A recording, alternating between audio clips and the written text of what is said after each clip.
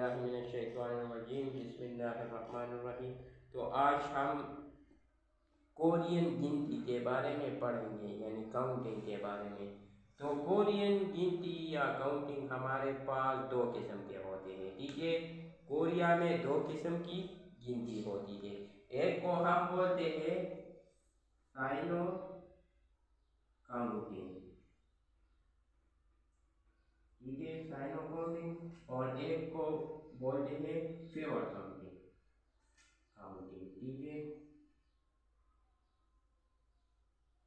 ठीक है, साइनो काउंटिंग हमारे पास जो है ये पूर्ण नंबर के लिए इस्तेमाल होता है, ठीक है। अगर हम किसी को पूर्ण नंबर बताएंगे तो वो साइनो काउंटिंग में बताएंगे, ठीक है। नंबर दो, साल के लिए, साल के शुमार के लिए भी हम साइनो काउंटिंग यूज करेंगे। इस तरह महीना, महीना के शुमार के लिए भी हम साइनो काउंटिंग इस्तेमाल करेंगे। दिन, मिनट,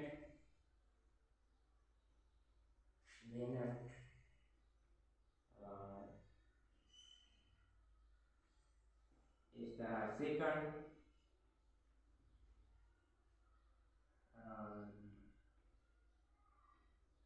पैसों के शुमार के लिए, ठीक है, पैसों के शुमार के लिए भी हम साइनो काउंटिंग यूज करते हैं, ठीक है। और प्योर काउंटिंग जिसके लिए इस्तेमाल करते हैं वो इंशाल्लाह फिर अगले क्लासेस में पढ़ेंगे। आज का हमारा टॉपिक है साइनो काउंटिंग, ठीक है। तो साइनो काउंटिंग ये आपने नोट करने हैं कि साइनो काउंटिंग इन इन चीज़ों के लिए इस्तेमाल होता है, ठीक है। अब हम साइनो काउंटिंग सीखेंगे कि साइनो काउंटिंग किस तरह है, ठीक है।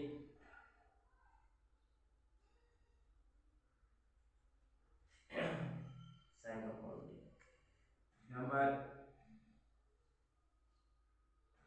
एल, एल मतलब एक, एक को हम एल बोलते हैं, ठीक है। साइनो काउंटिंग में एल एक, इस तरह ई दो, इस तरह सम,